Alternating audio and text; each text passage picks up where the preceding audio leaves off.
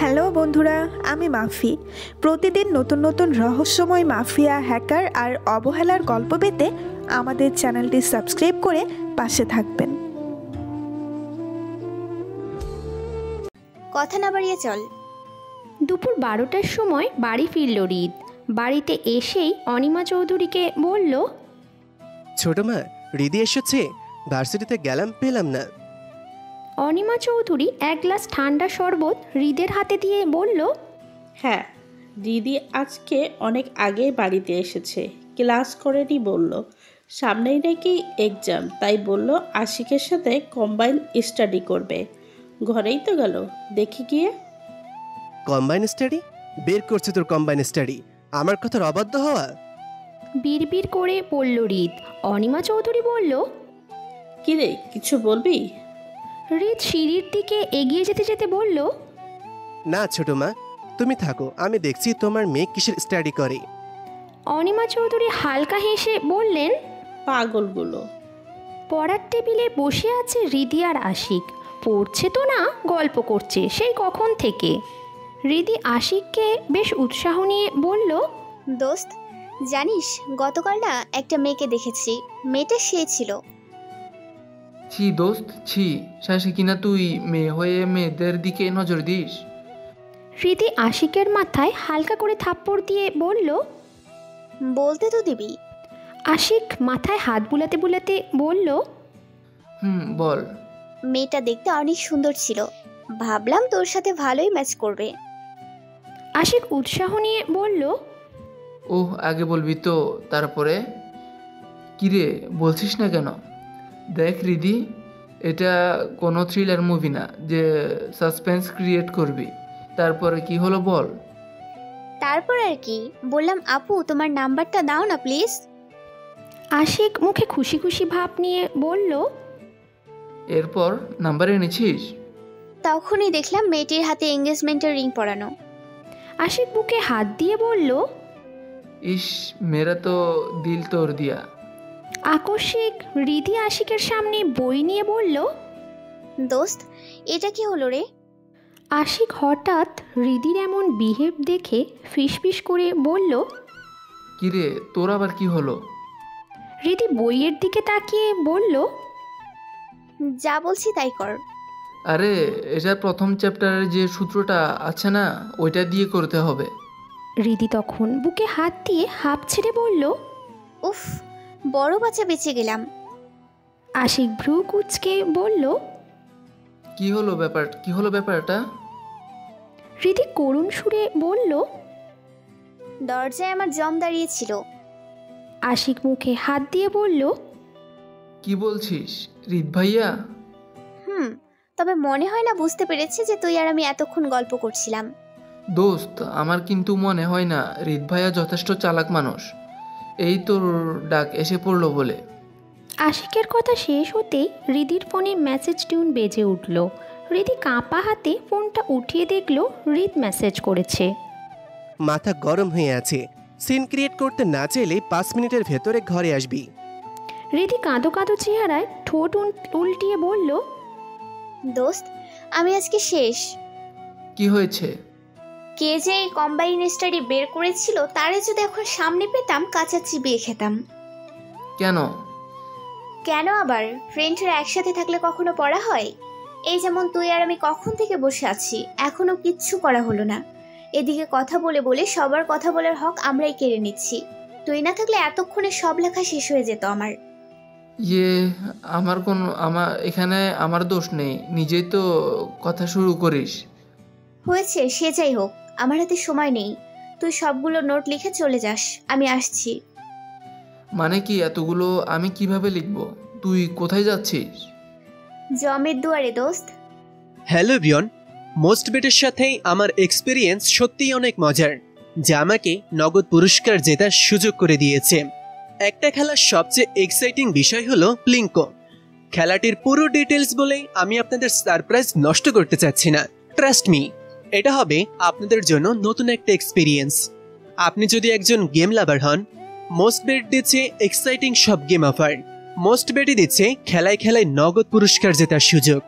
Most বেটে রয়েছে বিকাশ, নগদ, রকেট, উপায় এবং অন্যান্য অনলাইন ট্রানজ্যাকশনের মাধ্যমে দ্রুত ও সহজে আপনার টাকা ডিপোজিট ও উইথড্র করার সুবিধা। সাথে থাকছে 24/7 কাস্টমার কেয়ার সাপোর্ট। এই প্ল্যাটফর্মটি দিচ্ছে লাইভ স্ট্রিম ম্যাচ দেখার সুযোগ। নিচের দেওয়া আমার প্রোমো কোডটা ইউজ করে রেজিস্ট্রেশন ও আপনার প্রথম ডিপোজিটে পেয়ে যাচ্ছেন এক্সাইটিং ওয়েলকাম বোনাস আর 250টা free spin. Don't miss this offer. বেঁচে থাকলে আবার দেখা হবে। বিদায় বন্ধু, বিদায়। হতবাক হয়ে বসে রইল আশিক। হৃদি কি বলল সব তার মাথার ওপর দিয়ে গেল। খানিক ভেবে কিছু বুঝতে পেরে মুচকি হেসে লেখায় মনোযোগ দিল আশিক। ওদিকে কাঁপা হাতে ঘরের দরজায় ধাক্কা দিল হৃদি। দিনের বেলা, তবু ঘরের ভিতর অন্ধকারে শেষ নেই। জানলাগুলোও বন্ধ, তার উপর বাইরের পরিবেশও তেমন ভালো না। ঘন কালো মেঘেই ছেয়ে গেছে আকাশ, যার দরুন দিনের বেলাও বিকেল মনে হচ্ছে। হৃদি দরজায় ধাক্কা দিয়ে ঘরের ভিতর উকি দিল। না, কাউকে দেখতে পেল না। তাই কাঁপা স্বরে হৃদকে কয়েকবার ডাকলো, কিন্তু কোনো আওয়াজ এলো না। তাই ফিরে যাওয়ার জন্য পা বাড়াতেই একজোড়া হাত হৃদিকে আটকে দিল। হৃদিকে ঘরের ভিতর নিয়েই দরজা বন্ধ করে দিল হৃদ। দরজার সাথে হৃদিকে চেপে ধরল হৃদ। এত জোরে হাত ধরায় ব্যথায় কুকড়ে উঠল হৃদি। চোখে পানি এসে গেছে তার। চোখ দুটো ভয়ঙ্কর লাল হয়ে রয়েছে হৃদের। ঘরের অন্ধকারের জন্য তা দেখতে পেল না হৃদি। হৃদ তীক্ষ্ণ স্বরে বলল, তোকে না বলেছিলাম আশিকের সাথে না মিশতে? হৃদি কথা পাল্টিয়ে তোতলাতে তোতলাতে বলল, হাত ছাড়ুন, ব্যথা পাচ্ছি। হৃদ হাতের বাঁধন আরও শক্ত করে বলল, একদম কথা পাল্টাবি না, যা বলেছি তার উত্তর দে। ও আমার বেস্ট ফ্রেন্ড, আর কিছু না। আশিককে আমি ভাইয়ের নজরে দেখি, আর আশিকও আমাকে বোনের নজরে দেখে। হো, তাই বুঝি? তাহলে রাত 4টার সময়ও তোকে কল দেয় কেন? হৃদি বাঁকা চোখে তাকিয়ে বলল, আপনি দেখলেন কিভাবে? সে তোর জেনে কাজ নেই, উত্তর দে। ও, তার মানে আশিককে কল করতে দেখে চিরকুটে থ্রেড দিয়ে এসেছিলেন? হৃদ থেমে থেমে বলল, না, তেমন কিছু না। হৃদ হাতের বাঁধন আলগা করে দিল। হৃদি হাত ছাড়িয়ে হৃদির সামনে দাঁড়িয়ে বলল, ও, তাই বুঝি। আচ্ছা, সামহাও আপনি আশিকের জন্য আমাকে নিয়ে জেলাস নয় তো? হৃদ একটু সরে দাঁড়িয়ে বলল, মাথা খারাপ আছে নাকি তোর? আমি তোকে না জেলাস হব নাকি? হাস্যকর কথা। এসির মধ্যে এভাবে ঘামছেন কেন? হৃদ কপালের ঘাম মুছে বলল, কই কই কই ঘামছি? হৃদি হালকা হেসে হাত দুটো ভাঁজ করে বলল, কোথায় যেন পোড়া পোড়া গন্ধ পাচ্ছি। হৃদ অন্যদিকে ঘুরে দাঁড়ালো। হৃদের কানের কিছে মুখ নিয়ে ফিসফিসিয়ে বলল, সামথিং সামথিং। No, nothing. কথাটি বলেই হৃদ কাবার থেকে একটি শপিং ব্যাগ এনে হৃদির হাতে দিয়ে বলল, এখানে একটা শাড়ি আছে, বিকালে এইটা পরে তৈরি হয়ে নিস। হৃদি ব্যাগটা হাতে নিয়ে বলল, কেন, কোথায় যাব? এসিপি স্যারের বার্থডে উপলক্ষে একটা পার্টির আয়োজন করা হয়েছে। তুই তো আজকে স্যারের সাথে দেখা করিসনি, তাই আমাকে বলে দিয়েছে। তা হঠাৎ আপনি আমার জন্য শপিং করে নিয়ে এলেন? হৃদ সোজাসুজি বলল, you are my wife, so এটা আমার রেসপন্সিবিলিটি, আর কিছুই না। ঢং যত সব। হৃদি মুখ দিয়ে ভেঙচি কেটে নিজের ঘরে চলে গেল। হৃদির এমন ব্যবহার দেখে মুচকি হেসে হৃদ বলল, বাচ্চা মুখ গেল না এখনো। বিকেল 5টায় গাড়ি নিয়ে বের হয়েছে হৃদ আর হৃদি। লাল রঙের জর্জেট শাড়ি পরেছে হৃদি, যেটা হৃদয় তাকে গিফট করেছিল। তার পাশেই কালো রঙের শার্ট পরে গাড়ি ড্রাইভ করছে হৃদ। আপাতত সে মনোযোগ দিয়ে গাড়ি ড্রাইভ করছে, আর হৃদি ফোনে ভিডিও গেমস খেলছে। হঠাৎ করেই গাড়ি থেমে গেল। চমকে উঠল হৃদি। হৃদের দিকে তাকিয়ে বলল, কি হয়েছে, গাড়ি থামালেন কেন? জবাব দিল না হৃদ। গাড়ি থেকে বের হয়ে গেল। একটু পর একগুচ্ছ লাল গোলাপ নিয়ে এলো। গাড়িতে বসে হৃদিকে বলল, জানালার দিকে ঘুরে বস। হৃদি হতবাক হয়ে বলল, কেন? বসতে বলেছি, বস। হৃদি জানলার দিকে ঘুরে বসতেই একটা একটা করে গোলাপ হৃদির খোপায় পরিয়ে দিতে লাগলো হৃদ। তরতাজা ফুলগুলোর মায়ারূপে হৃদিকে করে তুলেছে অদ্ভুত সৌন্দর্যের মায়াবতী, যে সৌন্দর্য বর্ণনা করা যায় না, না ভাষায় প্রকাশ করা যায়, শুধু ক্ষণে ক্ষণে অনুভব করা যায়। যা সময়ের স্রোতের সাথে বাড়তে থাকে। শেষ ফুলটা খোঁপায় গেঁথে দিয়ে হৃদ ভাবনায় ডুবে গেল। হৃদকে মনোযোগ দিয়ে কিছু ভাবতে দেখে হৃদি বলল, কি ভাবছেন? না তেমন কিছু না, এখন পারফেক্ট লাগছে। হৃদের কথা শুনে মুচকি হাসল হৃদি। ফুল আর কালার লাইটে সজ্জিত একটা রিসর্টের সামনে গাড়ি থামালো হৃদ। গাড়ি থেকে নেমে ব্ল্যাক কালারের ব্লেজারটা পরে নিল। অপর পাশে ঘুরে হৃদির হাত ধরে গাড়ি থেকে নামালো হৃদ। এতে কিছুটা অবাক হলো হৃদি। আজ কি হয়েছে হৃদের? কথাটা ভাবছে আর হৃদের পাশে হাঁটছে হৃদি। অন্যরকম অনুভূতি হচ্ছে তার মাঝে। সারা শরীরের প্রতিটি শিরা উপশিরা জানান দিচ্ছে অন্যরকম ভালো লাগার। শিরশির করছে সম্পূর্ণ শরীর। কই আগে তো এমন হয়নি। আশিক তো অনেকবার হাত ধরেছে তার। হাত ছাড়িয়ে নেওয়ার চেষ্টা করলো হৃদি।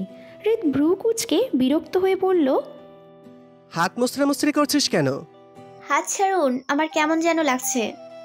হৃদ বাঁকা হেসে হৃদির কানের কাছে মুখ নিয়ে বলল, কেমন লাগছে?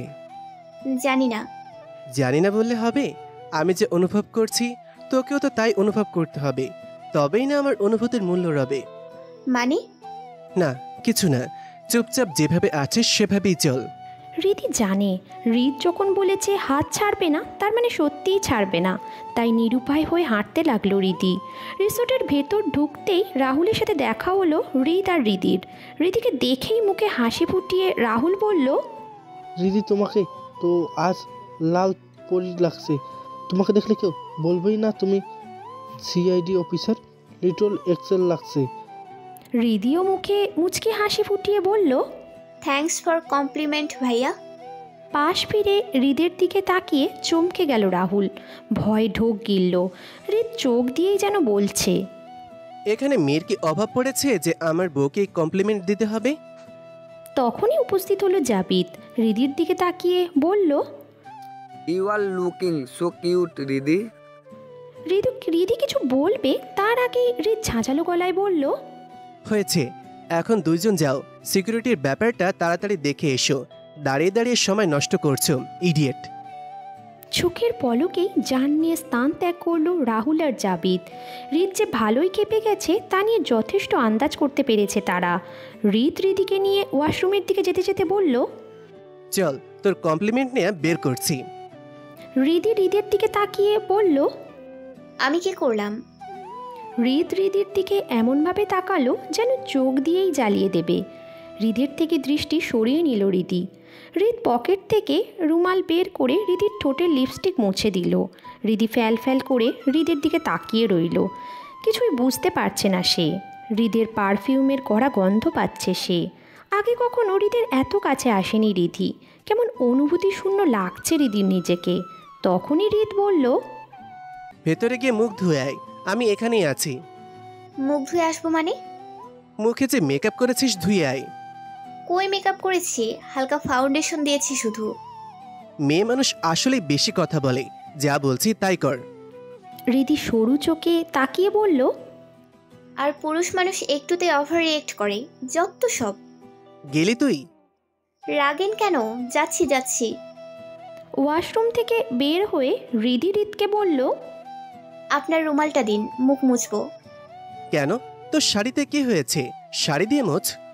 শাড়ি দিয়ে মুখ মোছা যাবে না, একটু পানি পড়লে অনেকটা ভিজে যাবে। এমনিতে জর্জের শাড়ি। রুমাল দিয়ে মোছা যাবে না, রুমালে লিপস্টিক লেগে আছে। আপনাকে কে বলেছিল রুমাল দিয়ে লিপস্টিক মুছে দিতে? ওই দিন তো আপনার হাতে বাঁধার জন্য চাইলাম, তাও দিলেন না, বললেন নষ্ট হয়ে যাবে। এখন তো লিপস্টিকে দাগের জন্য এটা ইউজলেস হয়ে যাবে। সেটা নিয়ে তোকে ভাবতে হবে না, চল এখন। পার্টিতে আসতেই এসিপি আকরাম হাসান ডেকে পাঠালো হৃদকে। হৃদের দিকে তাকিয়ে বলল, কি ব্যাপার হৃদ, তোমাদের আসতে এত দেরি হলো কেন? কখন থেকে তোমাদের জন্য ওয়েট করছি। সরি স্যার, একটু লেট হয়ে গেল। Okay then, meet our new member Soumili Rahman. CID ডিপার্টমেন্টের ফরেন্সিক এক্সপার্ট হিসেবে অহনার জায়গায় জয়েন করছে সৌমিলি। আকরাম হাসানের পাশেই দাঁড়ানো একটি মেয়ের দিকে তাকিয়ে কথাগুলি বলল আকরাম হাসান। আকরাম হাসানের কথা শেষ হতেই সৌমিলি হৃদের দিকে হাত বাড়িয়ে দিয়ে বলল, nice to meet you mister Rishad Chowdhury Hrid. আমি সৌমিলি রহমান, আপনি মিলি বলেই ডাকতে পারেন। হৃদ হালকা হেসে মিলির সাথে হ্যান্ডশেক করে বলল, nice to meet you miss Mili, welcome to in our team. Mili খুশিতে গদগদ হয়ে বলল, আমি খুব লাকি যে আপনাদের সাথেই কাজ করতে পারছি। দৈনিক নিউজ পেপারে আপনার সফলতার গল্প ছাপে। নিউজ পেপারে আপনাকে অনেক দেখেছি, তখন থেকেই আপনার সাথেই দেখা করার ইচ্ছে ছিল, কিন্তু হয়ে ওঠেনি। রিয়েলি মিস্টার হৃদ, আপনি ছবির থেকে বাস্তবে বেশি সুন্দর। মিলির কথায় মৃদু হাসল হৃদ। তখনই পাশ থেকে হৃদি বিড়বিড় করে বলল, কেমন বেহায়া মেয়ে রে বাবা, ছেলে দেখলে যেন ঢলে পড়তে মন চায়। হৃদির বিড়বিড় করে বলা কথা হৃদের কান অবধি পৌঁছাতেই প্রশান্তির হাসি হাসল হৃদ। এসিপি আকরাম হাসান তারপর এক এক করে সবার সাথে সৌমিলকে পরিচয় করিয়ে দিল। পার্টিতে আসা অন্যান্য গেস্টদের সাথে কথা বলছে হৃদ, আর হৃদি একটি টেবিলে চুপচাপ বসে আছে আর ফেসবুক স্ক্রলিং করছে। মাঝে মাঝে কথার ফাঁকে ফাঁকে হৃদির দিকে তাকাচ্ছে হৃদ। কোইন্সিডেন্টলি তখনই হৃদের দিকে তাকাচ্ছে হৃদি। এই নিয়ে ভালোই অস্বস্তিতে ভুগছে হৃদি। চোকাচুকি হতেই মুচকে হাসছে হৃদ। তা দেখে হৃদির হাত পা কেমন যেন কাঁপতে শুরু করছে। হার্টবিট বেড়ে গেছে কয়েক গুণ বেশি।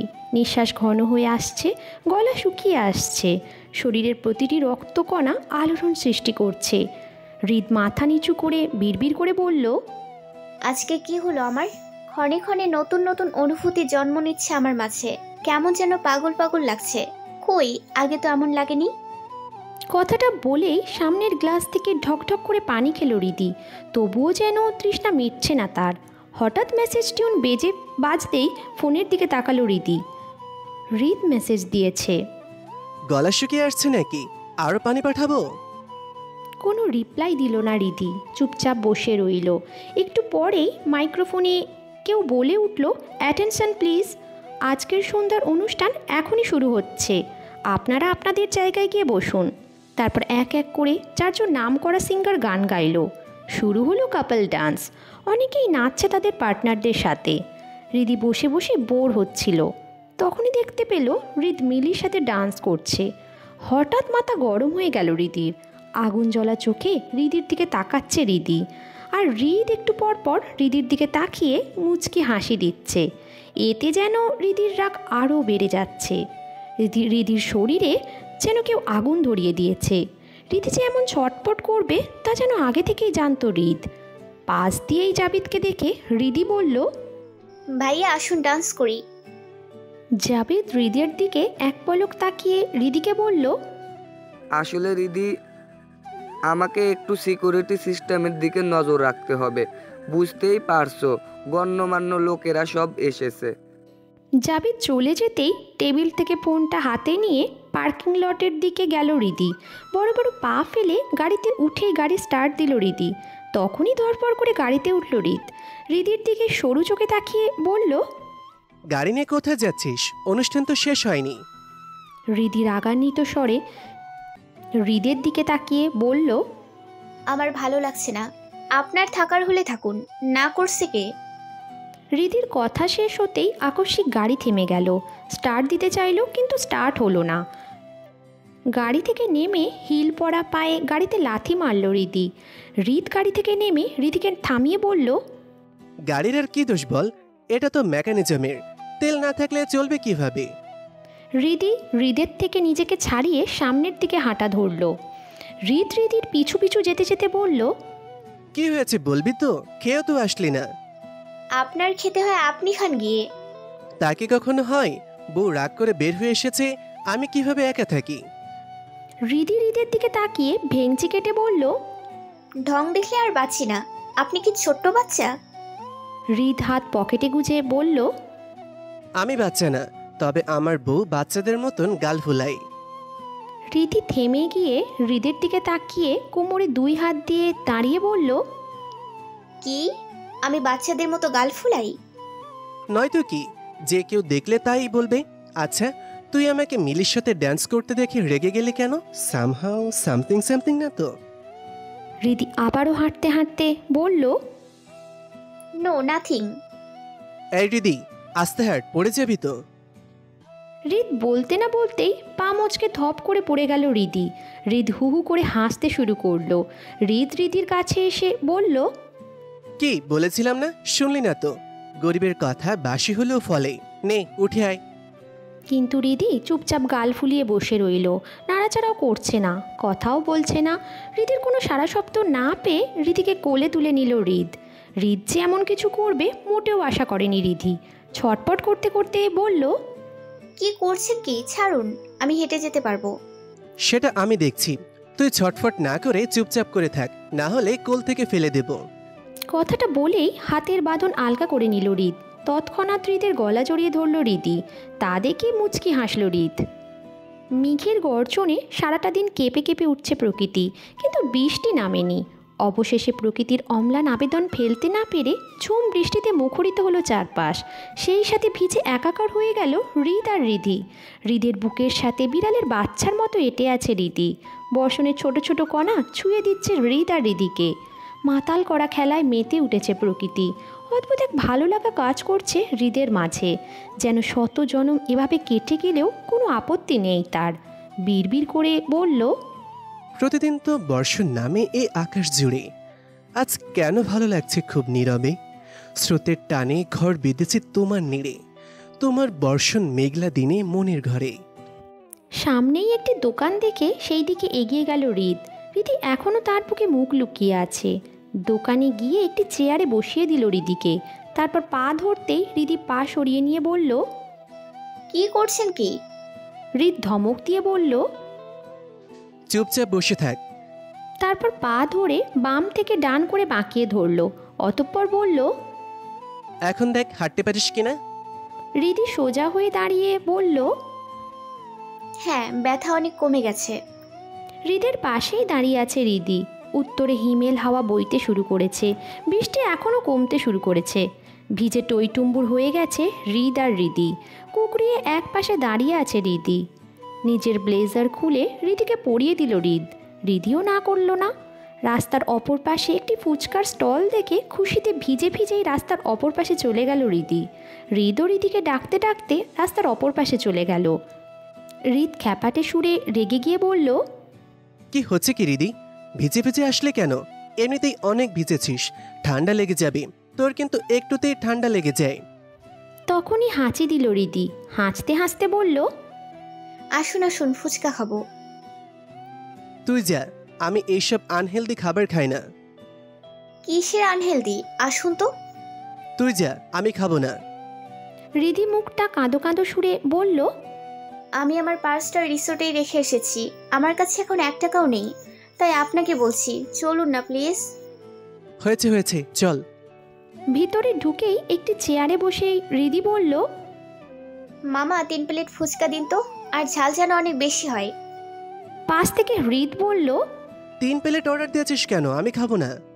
রিদি শাড়িতে লাগা কাদা ছাড়তে ছাড়তে বলল, আপনাকে খেতে বলছে কে?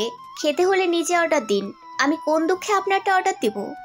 হৃদ ভ্যাপাচাকা খেয়ে বলল, মানে 3 প্লেট তুই একাই খাবি? তা নয় তো কি। কারেন্ট নেই। টেবিলের মাঝখানে একটি মোমবাতি জ্বালানো, তাও যে কোনো সময় শেষ হয়ে যাবে। বজ্রপাতের সময় চারিদিকে দিনের আলোর মতো ধপধপে হয়ে যাচ্ছে।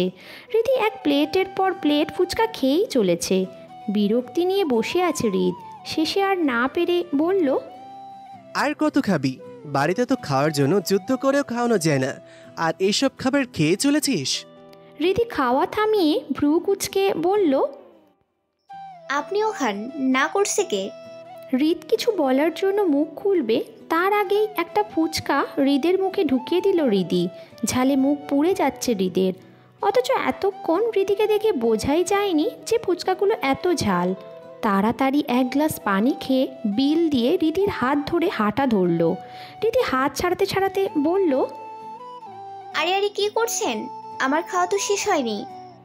হৃদ চোখ রাঙিয়ে বলল, অনেক খেয়েছিস, এত ঝাল কেউ খাই? তোর চোখ মুখ লাল হয়ে গিয়েছে, সেদিকে খেয়াল আছে? হোক লাল, তাতে আপনার কি? হৃদ কিছু বলবে তখনই পিছনের দিকে তাকিয়ে হৃদ খেয়াল করলো কেউ তাদের দিকে গান পয়েন্ট করেছে। তাড়াতাড়ি করে রিদিকে নিয়ে সরে যাওয়ার আগেই গুলি এসে লাগলো হৃদের বাম হাতে। তাড়াতাড়ি রিদিকে নিয়ে একটি গলির ভিতর ঢুকে গেল। হৃদের হাতে রক্ত দেখে ভয় পেয়ে গেল রিদি। আষাঢ়ের শ্রাবণ ধারার মতো ঝরঝর করে অশ্রুধারা ঝরতে লাগলো হৃদির চোখ দিয়ে। হাতের ব্যথায় সোজা হয়ে দাঁড়াতে পারছে না হৃদ। কান্না করতে করতে হৃদি বলল, এ কি, আপনার তো অনেক রক্ত বের হচ্ছে, এখন আমি কি করব? পাগলের মতো করতে লাগলো হৃদি। শাড়ির আঁচল ছিঁড়ে হাতে বেঁধে দিল হৃদের, তবুও কাজ হচ্ছে না। জর্জেট শাড়ি হওয়ায় কাপড় ভেদ করেই রক্ত বের হতে লাগলো। ধীরে ধীরে হৃদির ওপর হৃদকে ঢলে পড়তে দেখে ভয়টা আরও জেঁকে বসলো হৃদির। হৃদির মুখে হাত দিয়ে বলতে থাকে, এই কি হলো আপনার? চোখ খুলুন না, চোখ বন্ধ করবেন না, চোখ বন্ধ করবেন না প্লিজ। হৃদ চোখ বন্ধ করে ফেলল। হৃদির মাথা কাজ করা বন্ধ করে দিয়েছে। কি করবে কিছুই বুঝতে পারছে না হৃদি। তার মধ্যে হৃদ অজ্ঞান হয়ে গেছে। হৃদি পাগলের মতো করতে করতে বলল, হে আল্লাহ, এখন কি করব আমি? মাথা কাজ করছে না। খানিক ভেবে হৃদকে গলির মধ্যে বসিয়ে দৌড়ে রাস্তায় এলো। রাস্তায় এসে একটি গাড়ি দেখে আশার আলো দেখতে পেল হৃদি। গাড়ি থামিয়ে ড্রাইভারের সাহায্য নিয়ে হৃদকে হসপিটালে নিয়ে গেল হৃদি। হৃদকে ভর্তি করে বাড়িতে ফোন করলো হৃদি। চৌধুরী বাড়ির সকলে খবর পেয়ে আধা ঘন্টার মধ্যেই উপস্থিত হলো। হাসপাতালে বারান্দার চেয়ারে বসে পাগলের মতো কান্না করছে হৃদি। সকলেই তাকে বোঝাচ্ছে যে হৃদের তেমন কিছুই হয়নি, কিন্তু হৃদি মানতে নারাজ। কান্না করতে করতে চোখ মুখ সব ফুলে গেছে। অপারেশন শেষ হলো রাত 3টেয়। অপারেশন থিয়েটারের লাইট অফ হতেই দৌড়ে অপারেশন থিয়েটারের সামনে গেল হৃদি। ডাক্তারকে কিছু বলবে তার আগেই মাথা ঘুরে গেল হৃদির। চারিদিকে কেমন অন্ধকার ছেয়ে গেল, মেঝেতেই পড়ে গেল হৃদি।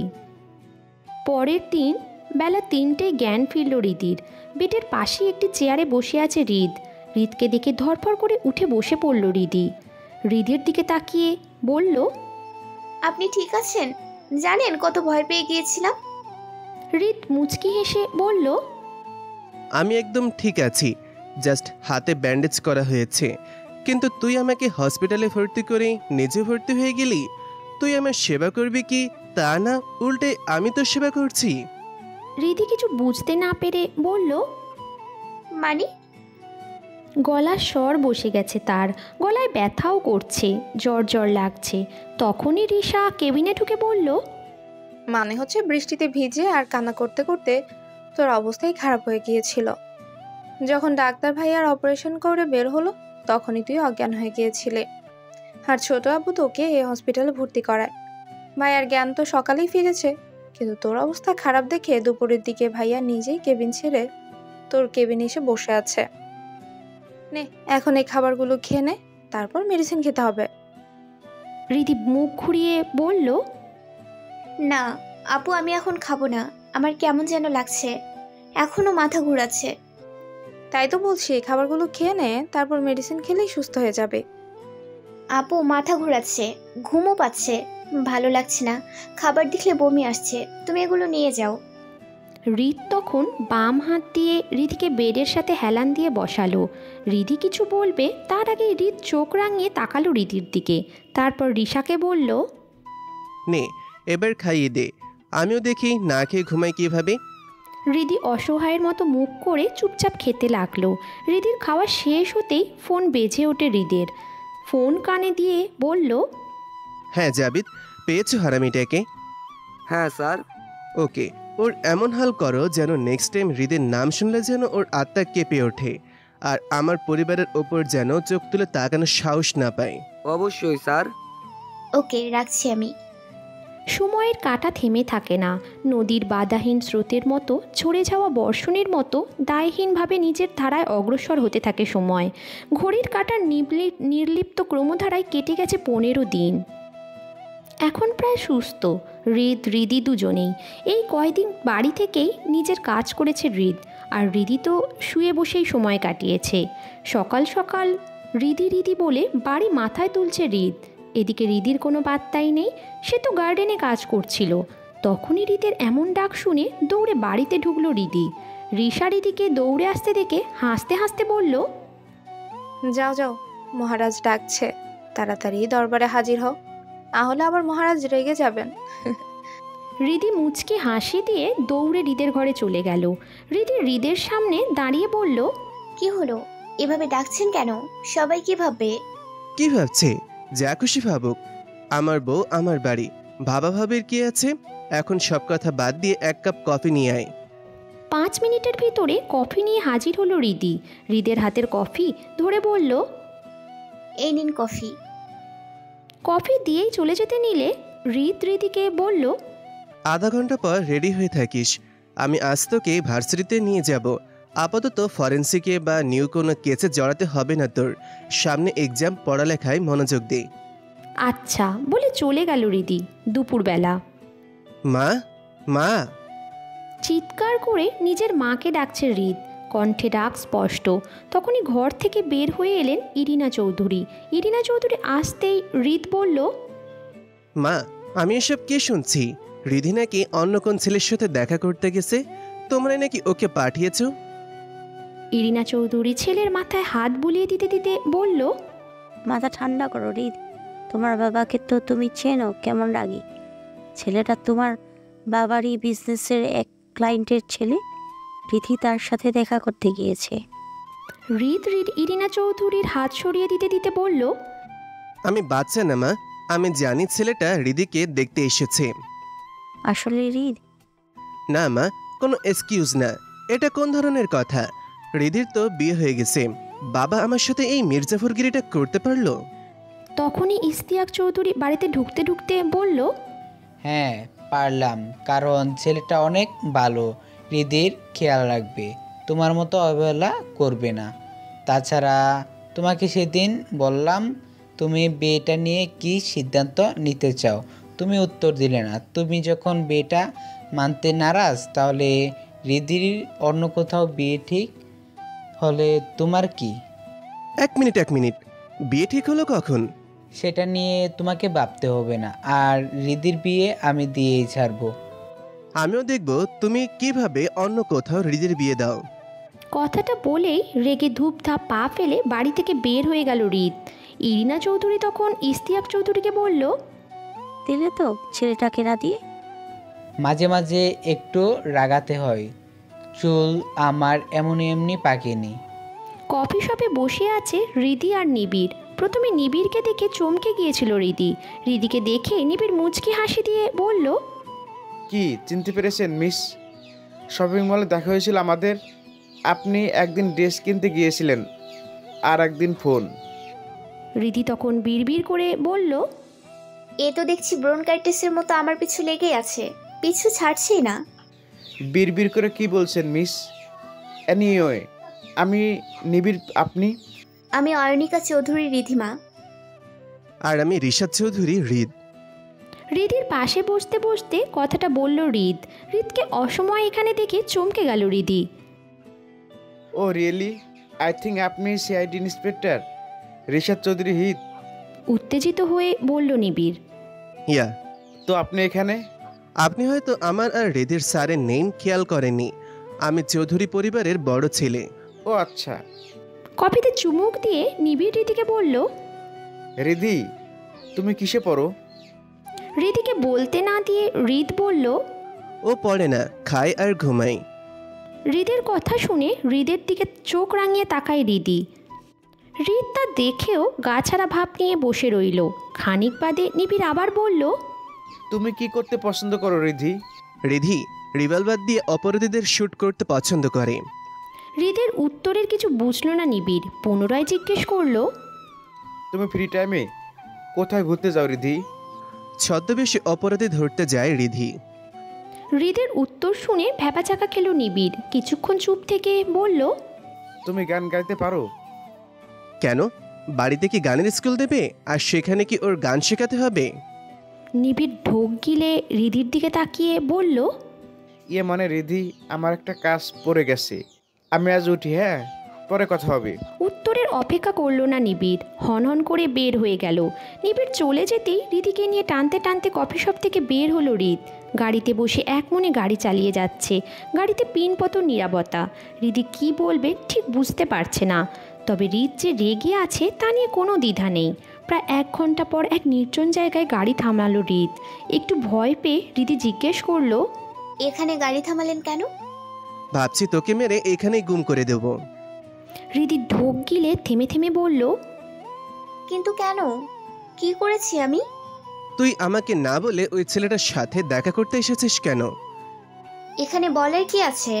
ভার্সিটি থেকে বাড়ি যাচ্ছিলাম, বড় আব্বু কল করে বলল কফি শপে গিয়ে ওই ছেলেটার সাথে দেখা করে নিতে।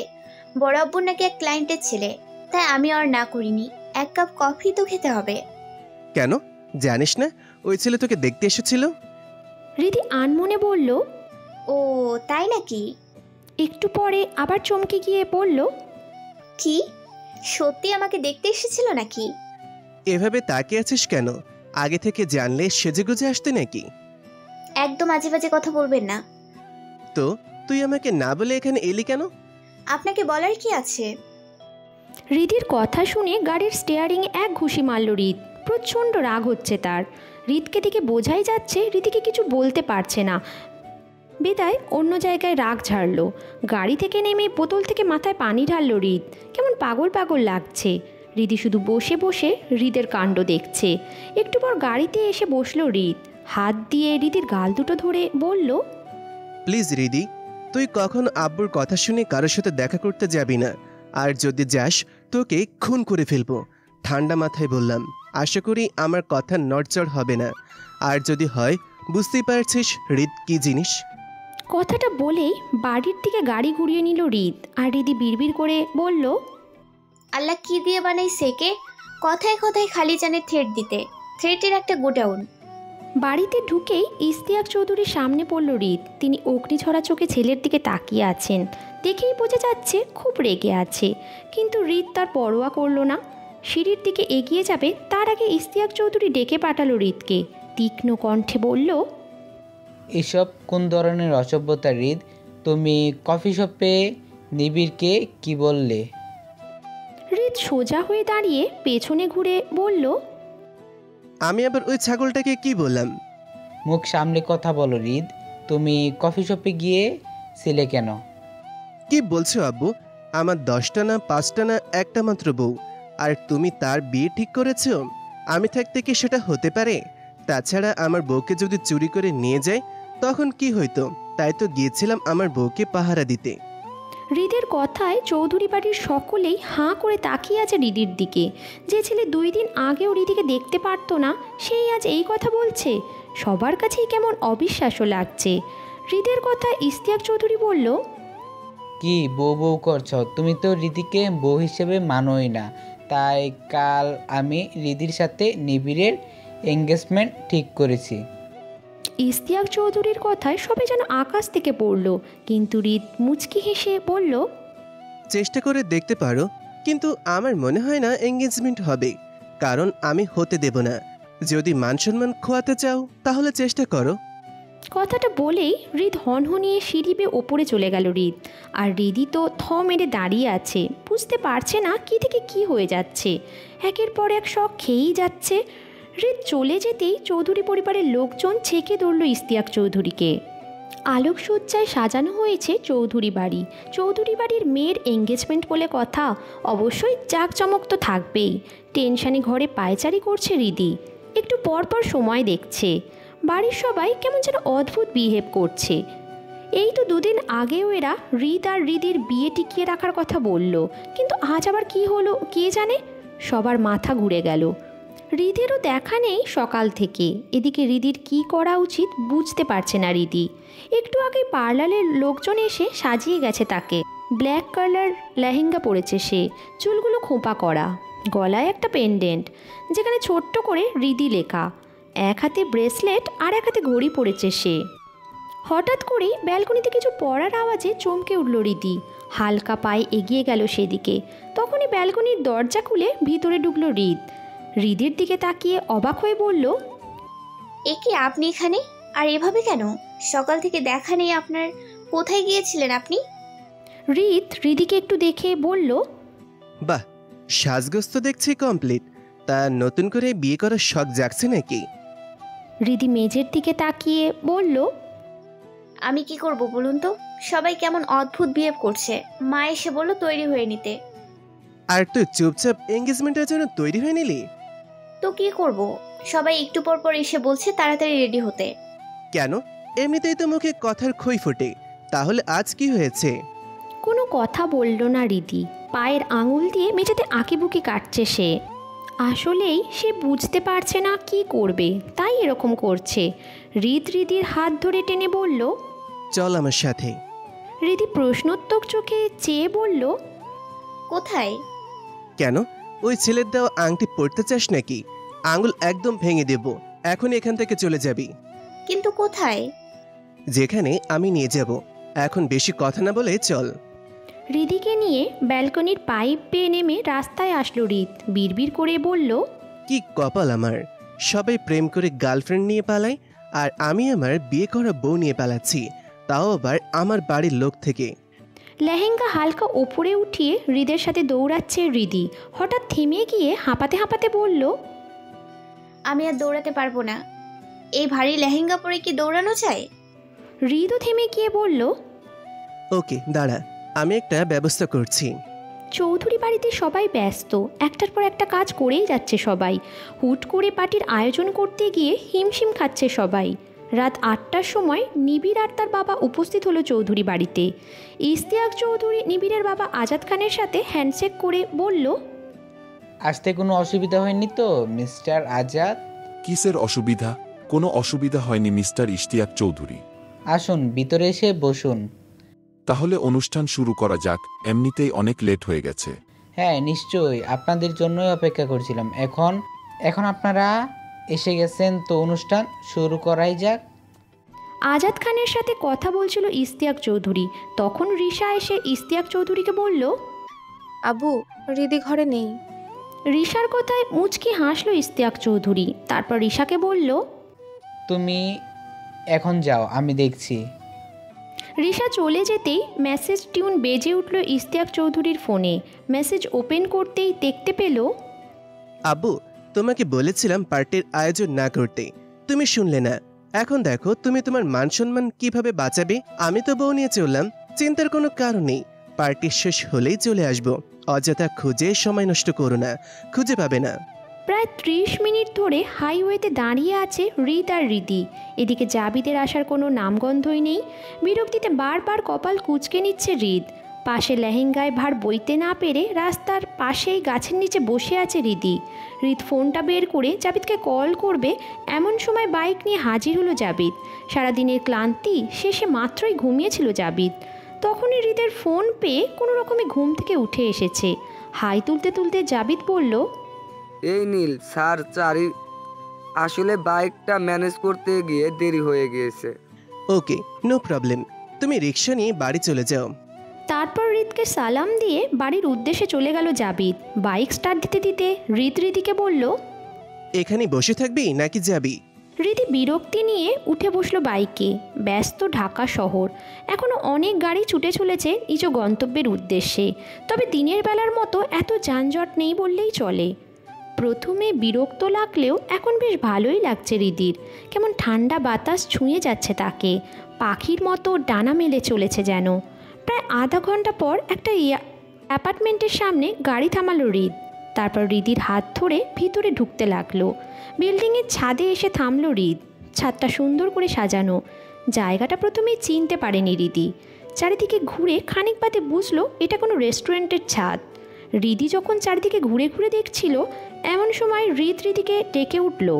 রিদি হৃদের দিকে তাকাতেই রিদ শার্টের হাতার বোতাম খুলে গলার টাইটা ঢিলে করে দিল। কেমন যেন গলা শুকিয়ে আসছে রিদের। তারপর পকেট থেকে একটা বক্স বের করে একটা ডায়মন্ড রিং বের করলো। রিদি হতবাক হয়ে শুধু রিদকে দেখছে। আজকাল রিদকে চিনতে পারে না রিদি। আগের মতো বকে ঠিকই, কিন্তু খারাপ ব্যবহার করে না। রিদি যখন রিদের কাণ্ড কারখানা দেখতে ব্যস্ত, রিদ তখন রিংটা রিদিকে পরিয়ে দিতে দিতে বলল, পারবি তো সারা জীবন আমার সাথে কাটাতে? উত্তর দিল না রিদি। রিদের উত্তরের অপেক্ষা না করে আর একটা বক্স থেকে একটা ব্রেসলেট রিদির হাতে পরিয়ে দিতে দিতে বলল, আমি অন্য ছেলেদের মতন আই লাভ ইউ বলতে পারবো না, কারণ আমি নিজেও জানি না আমি তোকে ভালোবাসি কিনা। তবে তোর প্রতি একটা টান অনুভব করি আমি, যে টানের জন্য এক জনম কেন, আরও কয়েক জনম আমি তোর সাথে থাকতে পারবো। কথাটা শুনেই রিদির বুকের ভিতর কেমন ধক করে উঠল। রিদ আবার বলতে লাগলো, আমি জানি না তুই সেই টান অনুভব করিস কিনা। সে যাই হোক, তুই টান অনুভব করলেও তুই এখন আমার, না করলেও আমার, কারণ তোর নামের সাথেই রেশাদ চৌধুরী হৃদের নাম জুড়ে গেছে। আর বাকি রইল উইল ইউ ম্যারি মি বলা। ওইটা তো বয়ফ্রেন্ডরা বলে, আর আমি তো তোর কোনো সো কল্ড বয়ফ্রেন্ড না। আমাদের তো বিয়ে হয়েই গেছে, আবার কিসের বিয়ে? তাই বললাম, সারা জীবন আমার সাথে কাটাতে পারবি তো? আমি জানি আমি একটু না অনেকটাই বদমেজাজি, একটু সহ্য করে নিস প্লিজ। ইনোসেন্ট ফেস করে কথাগুলো বলল হৃদ। হৃদি নিচের দিকে তাকিয়ে আছে, কেন যেন আজ হৃদের দিকে তাকাতে পারছে না হৃদি। প্রচণ্ড লজ্জা লাগছে তার। হৃদিকে নিচের দিকে তাকিয়ে থাকতে দেখে হাত দিয়ে হৃদির মুখটা ওপরের দিকে তুলল হৃদ। হৃদিকে লজ্জা পেতে দেখে মুচকে হাসল হৃদ। তারপর হৃদির চোখে চোখ রেখে বাঁকা হেসে বলল, তবে তুই বললে আরেকবার বিয়ে করাই যায়, কি করবি আবার বিয়ে? উত্তর দিল না হৃদি। হৃদের হাত ছাড়িয়ে দূরে গিয়ে দাঁড়ালো হৃদি। হৃদির কাছে গিয়ে কানের কাছে মুখ নিয়ে ফিসফিস করে বলল, এই ব্রেসলেট আর আংটিটা কখনো খুলবি না। ব্রেসলেটটাই আমার নাম লেখা আছে, আর আংটিটা আমাদের বিয়ের প্রতীক, বুঝেছিস? এবারেও হৃদি উত্তর দিল না, শুধু মাথা নাড়ল। তার গলা দিয়ে যে কোনো শব্দই বের হচ্ছে না, সে কথা বলবে কিভাবে? তারপর হৃদিকে নিয়ে পাশের টেবিলে বসে রাতের ডিনার করে নিল হৃদ। ছাদের রেলিংয়ে হেলান দিয়ে রাতের আকাশ দেখতে ব্যস্ত হৃদি। পাশেই হৃদ রেলিংয়ে বসে আছে। সে একবার হৃদিকে দেখছে তো একবার আকাশ দেখছে। কি আকাশের দিকে তাকিয়ে কি দেখছিস এত? জানি না, তবে দেখতে ভালো লাগে। সত্যিই নাকি? আমি তো আগে কখনো দেখিনি। তো আজ দেখেন, দেখবেন অন্যরকম একটা ভালো লাগা কাজ করবে। আমার যখন অনেক মন খারাপ থাকে তখন আকাশ দেখি।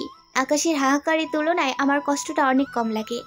তখন এমনিতেই খারাপ লাগা কমে যায়। শুধু মন খারাপ থাকলে কি আকাশ দেখিস?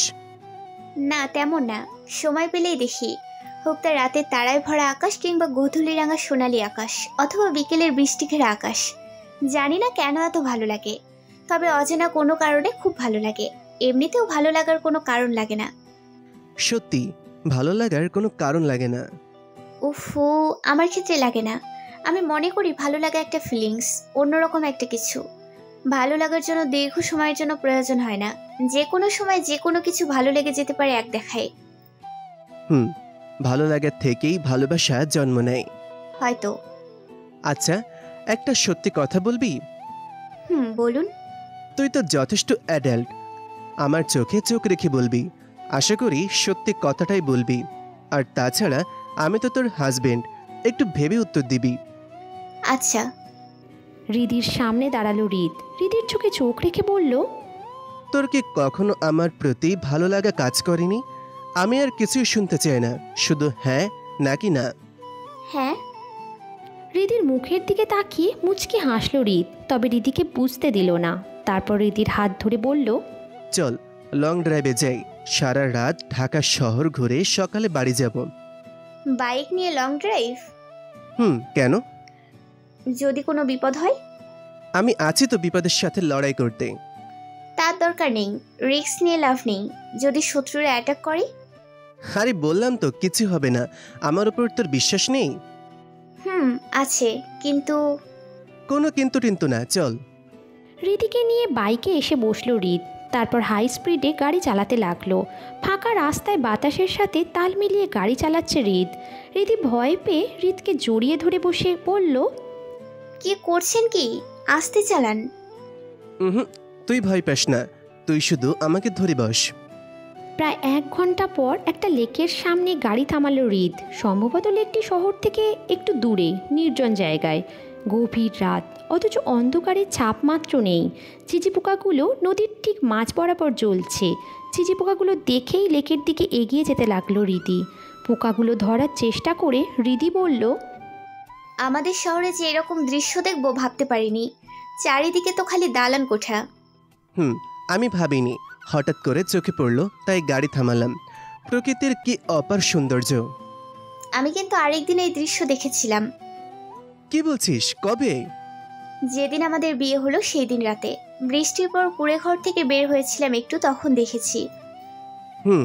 তাহলে সেজন্য তুই এই ফাঁকা রাস্তায় ওই দিক থেকে আসছিলি? আমি খেয়াল করেছিলাম, কিন্তু তখন মাথা ঘামাইনি। ঢাকা শহর তো অনেক দেখেছি।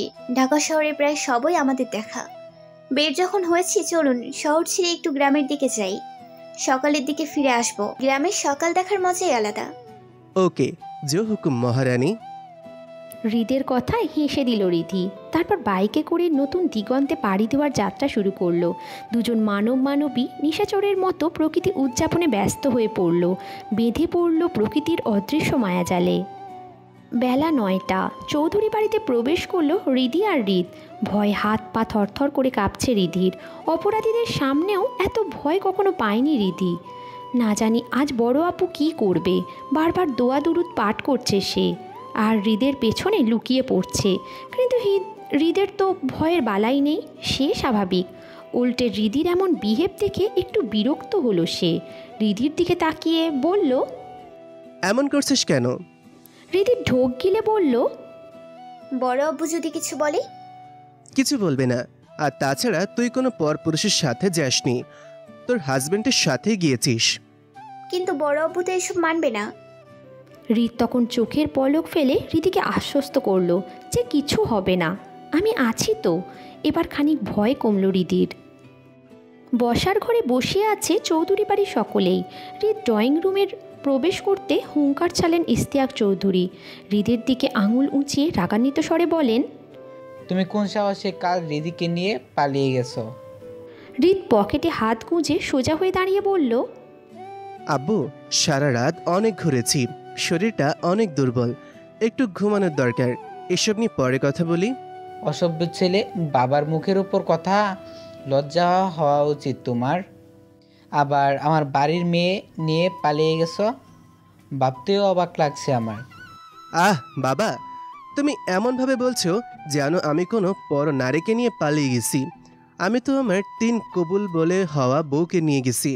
আর কি তখন থেকে বলছো পালিয়ে গিয়েছিলাম। নিজের বাড়ি থেকে নিজের বউকে নিয়ে গিয়েছিলাম, এটাতে পালানোর কি হলো? আর তাছাড়া তোমার বোমা আবার অদ্ভুত এক্সপেরিমেন্ট করতে ভালোবাসে, তাই পাইপ বেয়ে লুকিয়ে গিয়েছিলাম। না হলে কি আমি গেট ছেড়ে পাইপ দিয়ে নামি? শেষের কথাটা হৃদির দিকে তাকিয়ে বলল হৃদ। সবার সামনে এই প্রথম হৃদ তাকে বউ বলেছে। অন্যরকম ভালো লাগা কাজ করছে তার মাঝে। কেমন যেন অজানা কারণে মনটা আনন্দে ভরে গেল হৃদির। ইশতিয়াক চৌধুরী খানিক থেমে মাথা একটু ঠান্ডা করে বললেন, রিদি, তোমার বউ মানলাম, আর আমিও ডিসিশন নিয়েছি যে রিদির বিয়ে দেব। তাই ঠিক 3 দিন পরে তোমার আর রিদির বিয়ে হবে এই বাড়িতে। কাল আমি বিজনেসের একটা কাজে বিদেশে যাব, সেখান থেকে এসে তোমাদের বিয়ে। আমি আর কোনো কথা শুনতে চাই না। হৃদ স্বাভাবিক স্বরে বলল, তো আগে বললেই পারতে এই কথা, এত কাহিনী করার কি ছিল? রিধির যদি কোনো আপত্তি না থাকে তাহলে আমারও কোনো আপত্তি নেই। একবার তো বিয়ে করেইছি, তোমার ইচ্ছাতে না হয় আবার করলাম। কথাটা বলেই নিজের ঘরে চলে গেল হৃদ। এখন সে অনেক ক্লান্ত। হৃদ চলে যেতেই ইশতিয়াক চৌধুরী বেরিয়ে পড়লেন অফিসের উদ্দেশ্যে। অফিসের কিছু কাজ সেরে তিনি বিকেলের ফ্লাইটে বিদেশে যাবেন বিজনেসের কাজে। ঘরে এসে চেঞ্জ করে বিছানায় শুয়ে আছে রিদি। সেই কখন থেকে ঘুমানোর চেষ্টা করছে, কিন্তু ঘুম বাবাজি ধরা দেবার নামই নেই। এপাশ ওপাশ করে খানিক সময় পার করলো রিদি। মাথায় তার অন্য চিন্তা ঘুরছে। কাল কি হয়েছিল তা জানতে ইচ্ছে করছে, কিন্তু কাকে জিজ্ঞেস করবে সেইটাই ভাবছে তখন থেকে। হঠাৎ দরজার সামনে দিয়ে রিশাকে যেতে দেখে দ্রুত দরজা থেকে উঠে দরজা পেরিয়ে বাইরে গিয়ে রিশাকে ঘরে এনে আনলো। রিদির এমন কাজে রিশা যে খানিক অবাক হয়েছে তা তার মুখ দেখেই বোঝা যাচ্ছে। রিশা প্রশ্নবোধক চোখে চেয়ে আছে রিদির দিকে। রিদি তাকে উপেক্ষা করে দরজা লাগিয়ে রিশার সামনে এসে দাঁড়ালো। রিশা ছোট্ট ছোট্ট চোখে রিদির দিকে তাকিয়ে বলল, কি হয়েছে? আপু, কাল কি হয়েছিল? বাড়িতে কি অনেক সিক্রেট হয়েছিল নাকি? তারা কি অনেক খারাপ বিহেভ করেছে? রিশা কথাটা বলতেই গড়গড় করে বলে ফেলল রিদি। বোঝাই যাচ্ছে অনেকক্ষণ ধরে কথাগুলো চেপে বসেছিল রিদি। রিশা মুচকি হেসে রিদির গালে হাত দিতে দিতে বলল, তোকে একটা সিক্রেট বলি, শোন। কি সিক্রেট? আসলে কাল কোনো এঙ্গেজমেন্ট ছিল না। কি বলছো? তাহলে কাল যে সবাই বললো? আর এই সব অভিনয় ছিল। পার্টির আগের দিন ভাইয়া তোকে নিয়ে কফি শপ থেকে বাড়িতে এসে আব্বুর সাথে যখন ওই ছেলেটাকে নিয়ে কথা বলছিল, তখন আমরাও খানিক অবাক হয়েছিলাম। মানে আব্বু তোর বিয়ে ঠিক করেছে, এটা মানা যায় নাকি?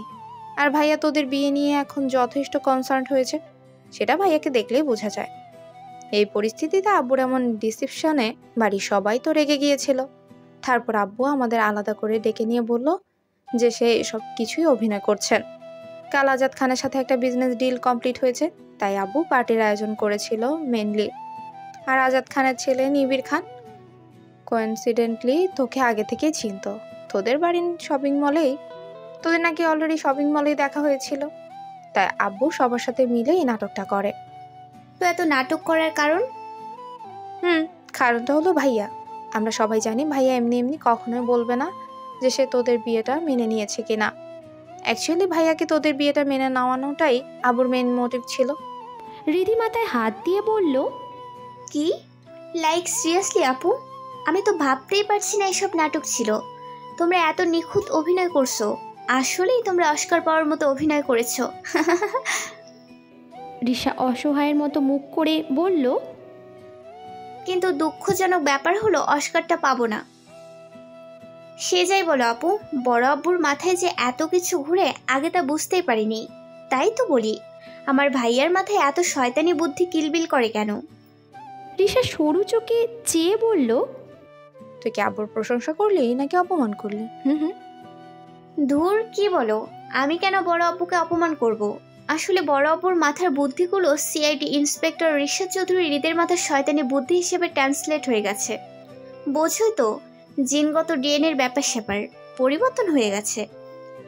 সেই শয়তানি বুদ্ধিওয়ালা অর্থাৎ আমার ভাই কিন্তু তোরই হাজব্যান্ড। তাই সব বুঝে শুনে কথা বলিস ওকে, শেষে নিজেই না ফেসে যাস। রিধি সামনের চুলগুলো পিছনের দিকে দিয়ে স্টাইল দিয়ে দাঁড়িয়ে বলল, আইসে, অনামিকা চৌধুরী রিধিমা কখনো ফাঁসে না, বুঝছো? সে না হয় বুঝলাম। এখন বলেন তো কাল কোথায় কোথায় ঘুরছেন? সে অনেক জায়গা, বলে শেষ করা যাবে না, বলতে অনেক সময় লাগবে। প্রবলেম নেই, আমার কাছে অনেক সময় আছে, তুই শুরু কর। আপু ঘুম পাচ্ছে, পরে বলি। মারবো একদম পাজি মেয়ে, আগে বলবি তারপর ঘুম, না হলে ঘুমাতে দিচ্ছি না বলে দিলাম। শেষে না পেরে রিশাকে সব বলল রিধি। সব শুনে রিশা অবাক হয়ে বলল, কি বলছিলি দিদি? আমার তো বিশ্বাসই হচ্ছে না। ভাইয়া তোকে রিং পরিয়ে দিয়েছে? তার মানে গোপনে গোপনে অনেক কিছুই হয়। শেষের কথাটা বাঁকা হেসে রিধিকে হালকা ধাক্কা দিয়ে বলল রিশা। রিধি থতমত খেয়ে বলল, না আপু, তেমন কিছুই না। এটুকুতেই আর লজ্জা পেতে হবে না। শোন, আমি আর চলে যাচ্ছি, নিষাদ নিতে এসেছে। কি বলছো আপু, চলে যাবে? সেই কবে থেকে একসাথে আড্ডা দেওয়া হয় না। আসবো তো 2 দিন পর, তখন হবে সব। আজ আসি রে। রিধি মুখটা ছোট করে সায় দিতে রিশা চলে গেল। গভীর রাত, ঘুমে মগ্ন চৌধুরী বাড়ির সকলেই। কাকপক্ষীদের শব্দেরও কোনো বালাই নেই।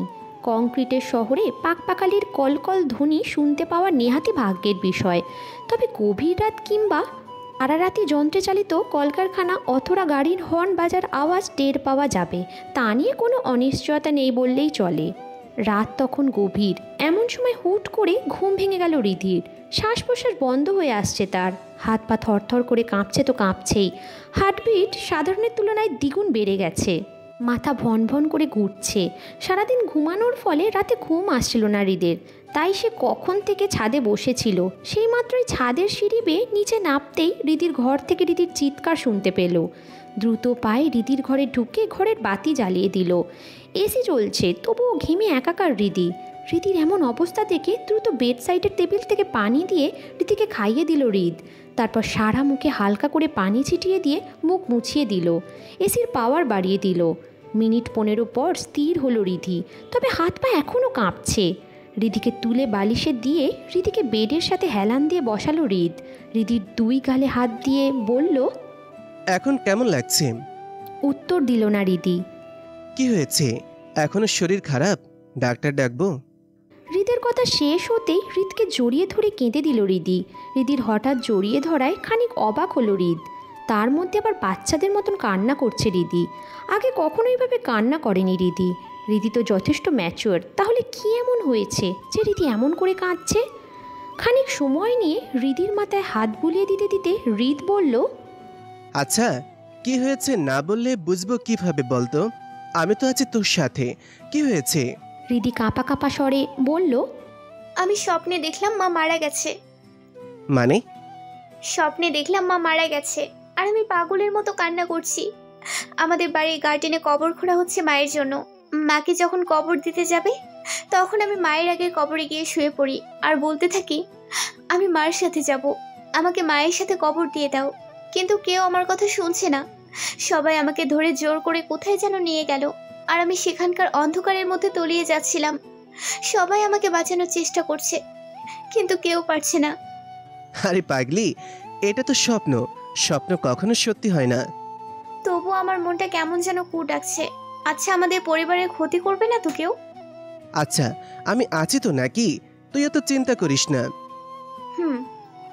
এখন চুপচাপ লক্ষ্মী মেয়ের মতন ঘুমিয়ে পড়। বেশি কান্না করলে আবার মাথা ব্যথা করবে। চোখ মুখ ফুলে তো লাল হয়ে গেছে, প্লাস ফুলেও গেছে, সে খেয়াল আছে? আমি কিন্তু চোখ ফোলা মুখ ফোলা মেয়েকে বিয়ে করব না। শেষের কথাটা রিদিকে হাসানোর জন্য বলল রিদ। রিদি মুচকি হেসে কাঁথার নিচে মুখ লুকিয়ে ফেলল। মেয়েটা ইদানিং একটু বেশিই লজ্জা পায়, তা বেশ ভালোই টের পাচ্ছে রিদ। বাতি বন্ধ করে ঘর থেকে বের হয়ে এলো সে। ঘরের বিছানায় শুয়ে পড়ল রিদ। একটি জিনিস দিয়ে হালকা চিন্তিত সে। সব কিছু যেন একটু বেশি স্বাভাবিক হচ্ছে। শত্রুরা যেন নিজেদের হঠাৎ করেই গুটিয়ে নিয়েছে। রিদ বিড়বিড় করে বলল, কিছু তো আছে যেটা মিস করে যাচ্ছি। না না, চোখ কান খোলা রাখতে হবে। চারিদিকে শত্রুর কোনো শেষ নেই। কে যে বন্ধুর আড়ালে মুখোশ পরে আছে জানা নেই। জানা শত্রুর চেয়ে বন্ধু নামক শত্রুগুলোই বেশি ভয়ানক। সারা রাত ঘুম না হলেও শেষ রাতে একটু ঘুম ধরেছিল রিদের। সকাল হতে না হতেই ফোন বেজে উঠল রিদের।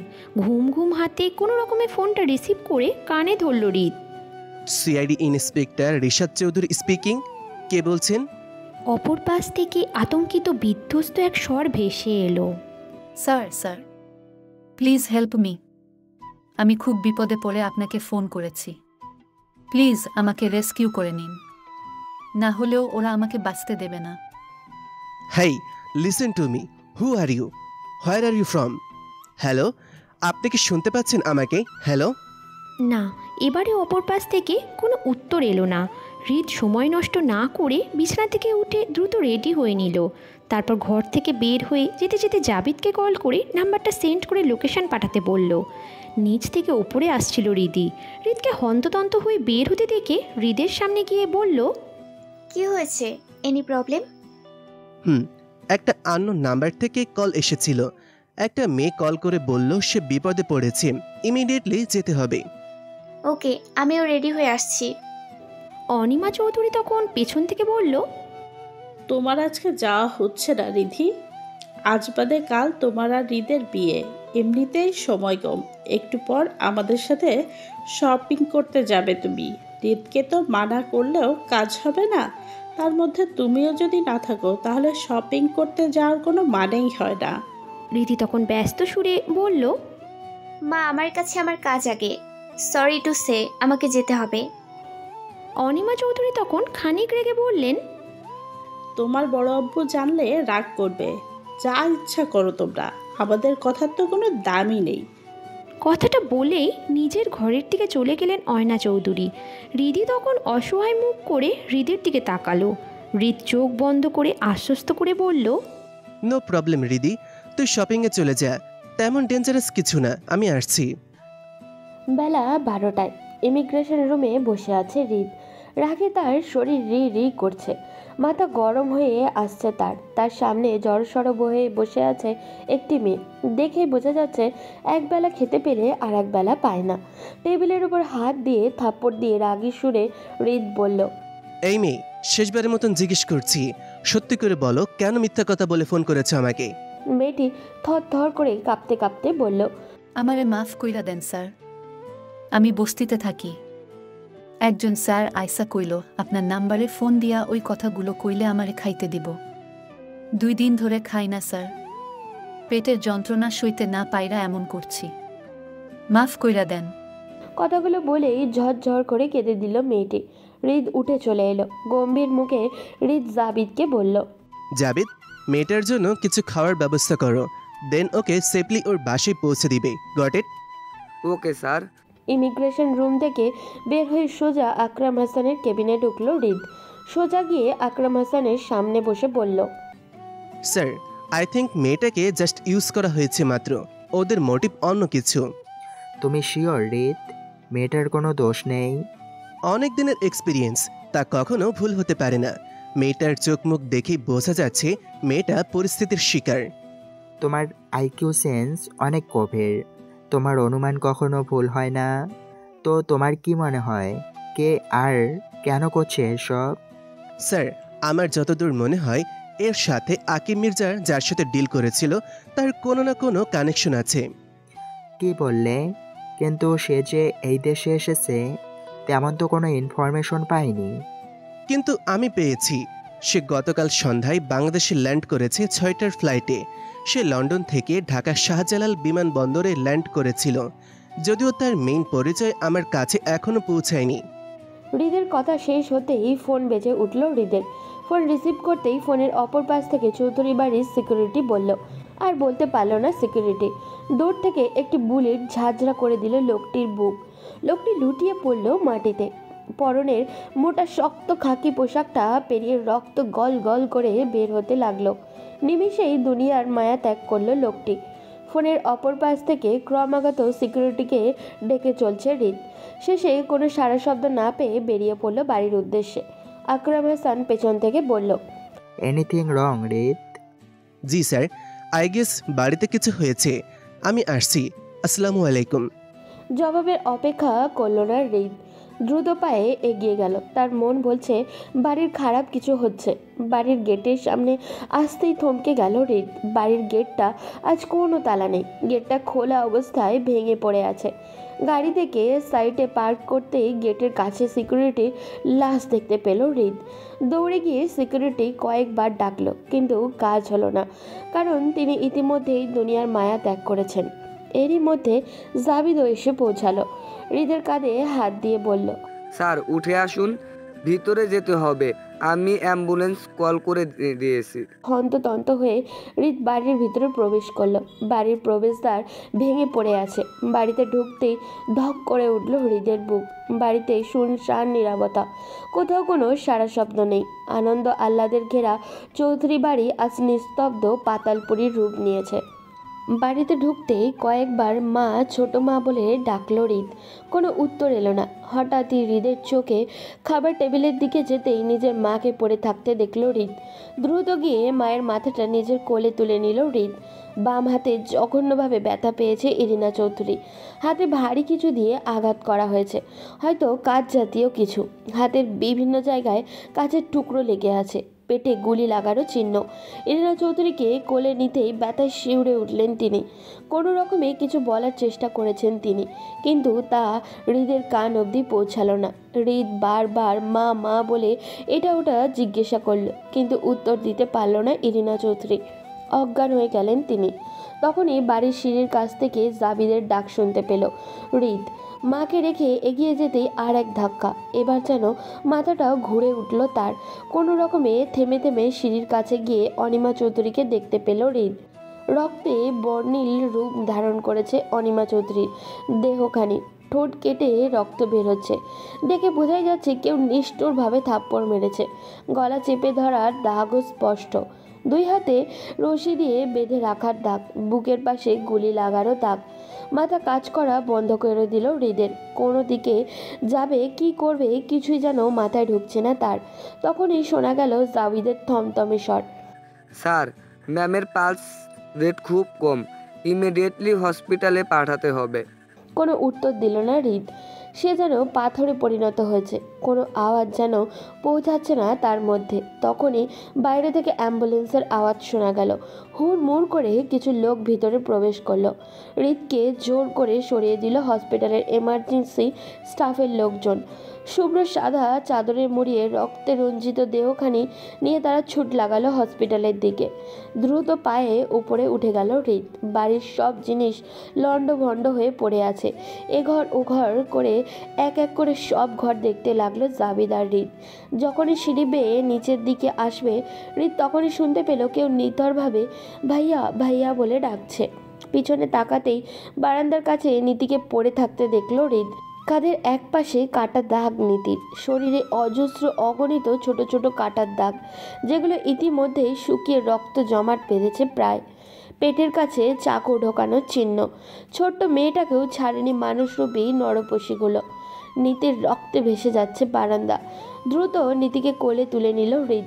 কোলে করে নিয়ে বাইরের দিকে যেতে যেতে জাবিদকে বলল, জাবেদ, গাড়ি বের করো। জাবেদ।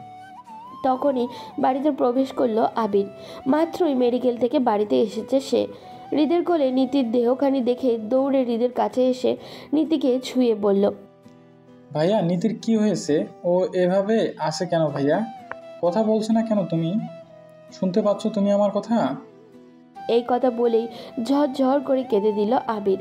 নীতি তখন হৃদের দিকে তাকিয়ে থেমে থেমে বলল, ভাইয়া, আমি বাঁচতে চাই ভাইয়া, আমাকে তুমি বাঁচাবে না? এবার আর নিজেকে শক্ত রাখতে পারল না হৃদ। অশ্রুকণায় ভরে উঠল হৃদের চোখ জোড়া। নীতিকে নিয়ে গাড়িতে বসতে বসতে বলল, এই পাকনি বুড়ি, এসব কি বলছিস? ভাইয়া আছি না, ভাইয়া তোর কিছু হতে দেবে না। হৃদের পাশেই সমান তালে কেঁদে যাচ্ছে আবির।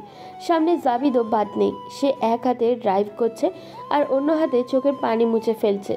নীতি চোখ দুটো বুঝে নিলেই হৃদ ধরা গলায় পড়ল, নীতি শোনা, চোখ বন্ধ করো না। এই তো আমি এসে গিয়েছি হসপিটালে, তুমি একদম ভালো হয়ে যাবে। নীতি একটু একটু করে বলতে লাগলো, ভাইয়া, আমার না খুব খুব কষ্ট হচ্ছে ভাইয়া, আমি হয়তো আর বাঁচবো না ভাইয়া। আবির নীতির দিকে থাপ্পড় দেখিয়ে বলল, এই পাগলি, এসব কথা বলতে নেই বোন। তুই আমার সাথে ঝগড়া করবি না চকলেট নিয়ে। ভাইয়া তো তোর সাথে ঝগড়া করবে। শেষে তুই যদি তোর ওই ছোট্ট হাত দুটি দিয়ে আমাকে মারিসও, তবুও আমি তোর কান মরে দেব না, এই প্রমিস। তবুও এসব কথা বলিস না বোন। নীতি মলিন হেসে রীতির দিকে তাকিয়ে কাপা হাতে আবিরের চোখের পানি মুছে দেওয়ার চেষ্টা করলো, কিন্তু পারল না। শরীর অবশ হয়ে আসছে তার। হৃদের দিকে তাকিয়ে চেয়ে বলল, ও ভাইয়া, তুমিও কাঁদছো? ছোট ভাইয়াও তো কাঁদছে। তোমাকে কাঁদলে একদম ভালো লাগে না। তুমি কেঁদো না ভাইয়া, একটুও কেঁদো না। আমি বাঁচতে চাই ভাইয়া, চকলেট নিয়ে বায়না করতে চাই, তোমাদের মাঝে হেসে খেলে থাকতে চাই ভাইয়া। নীতির কথা শেষ হতেই নীতিকে বুকের সাথে মিশিয়ে নিল হৃদ। অশ্রুর কণায় আষাঢ়ের ঝুম বৃষ্টির মতো ঝরতে লাগলো। রাস্তা যেন শেষই হচ্ছে না আজ। কংক্রিটের ঢাকা শহর জ্যামের শেষ নেই, যা মানে না কখনো মানুষের জীবন মরণের নিয়ম। শেষে না পেরে জাবিদ ড্রাইভিং সিট থেকে সামনে দাঁড়ানো গাড়ির ড্রাইভারগুলোকে অশ্রাব্য ভাষায় গালাগাল করতে শুরু করলো। এমন ভয়াবহ পরিস্থিতি সে কী বলবে কিছুই তার মাথায় ঢুকছে না। সে শুধু একটা কথাই ভাবছে, তাকে যত দ্রুত সম্ভব ডাক্তারের কাছে যেতে হবে। প্রায় আধা ঘন্টা পর হসপিটালে পৌঁছালো হৃদ। নার্সরা যখন স্ট্রেচারে করে নীতিকে নিয়ে যাবে ততক্ষণে জ্ঞান হারিয়েছে নীতি। আগের মতো কথা বলছে না সে। ডাক্তার এসে নীতির পালস চেক করে বলল, sorry mister Hrid, she is no more. Hrid ডাক্তারের কলার চেপে ধরে বলল, hey doctor, are lost your mind, আমার বোনের কিছু হতে পারে না। জাবিদ দ্রুত এসে হৃদকে ছাড়িয়ে নিয়ে ডাক্তারের কলার ঠিক করতে করতে বলল, সরি টু সে মিস্টার হৃদ, আপনি অনেক দেরি করে ফেলেছেন ওকে এখানে আনতে। ওর দেহ থেকে অনেক রক্ত বের হয়ে গেছে, প্লাস ওর পেটের ক্ষতটা অনেক গভীর, সেই জন্যই মৃত্যু হয়েছে ওর। চিৎকার করে উঠলেন নীলিমা চৌধুরী। সকালবেলায় অফিসে গিয়েছিলেন তিনি। খবর পেয়ে ছুটে আসলেন হসপিটালে। সাথেই আছে অয়ন চৌধুরী। তার হসপিটালে নাইট ডিউটি ছিল, কিন্তু বাড়ি ফেরার আগেই এই মর্মান্তিক ঘটনা। আদরের বোনকে পড়ে যাওয়ার আগেই আগলে নিত তিনি। গলা কাটা মুরগির মতো হাও মাও করে পাগলের মতো কান্না করতে লাগলো নীলিমা চৌধুরী। বোনের আর পরিবারের এমন অবস্থা, অয়ন চৌধুরীও দুর্বল হয়ে পড়েছে। ইশতিয়াক চৌধুরী জরুরি ফ্লাইট বুক করে যত দ্রুত সম্ভব দেশে ফেরার চেষ্টা করছে। কান্না করতে করতে অবস্থা খারাপ হয়ে গেছে নীলিমা চৌধুরীর। তাকেও অ্যাডমিট করা হয়েছে হসপিটালে। ডাক্তার বলেছেন অতিরিক্ত চাপ সহ্য করতে না পেরে ছোটোখাটো ব্রেইন স্ট্রোক করেছে নীলিমা চৌধুরী। জরুরি চৌধুরী বাড়ির সকলে যেন এক একটা জীবন্ত লাশ হয়ে গেছে। হসপিটালের করিডোরে বসে আছে হৃদ। মুখে তার কোনো কথা নেই, কোনো রিয়াকশানও নেই। তার ভিতরে কি চলছে বোঝা বড় দায়। নিজেকে কঠিন আবরণে ঘিরে রেখেছে হৃদ। ভেঙে পড়লে চলবে না। রিশাদ চৌধুরী হৃদকে ভাঙা এত সহজ নয়। এমন সময় জাবিদ এসে বলল, স্যার, আমি আপনাদের বাড়ির সব সিসিটিভি ফুটেজ চেক করেছি। ওরা সব মুখোশ পরেছিল বিদায় চেনা যাচ্ছে না। তবে আপনার সন্দেহই ঠিক, ওরা রিদির মাথায় আঘাত করে রিদিকে তুলে নিয়ে গেছে। করিডোরের চেয়ারে বসে মুখে হাত দিয়ে জাবিদের কথা শুনছিল হৃদ। এমন সময় তার ফোনে মেসেজ টিউন বেজে উঠল। পকেট থেকে ফোন বের করে মেসেজ ওপেন করতেই হৃদ দেখতে পেল। হ্যালো ভিউয়ার্স, এই গল্পের সিজন এইখানেই শেষ করছি। খুব দ্রুতই আপলোড হবে। সেই পর্যন্ত আমাদের চ্যানেলের যে কোনো একটা গল্প এনজয় করুন এবং ধৈর্য ধরে অপেক্ষা করুন। সবাই সুস্থ থাকবেন, ভালো থাকবেন। আমাদের সাথে থাকার জন্য ধন্যবাদ।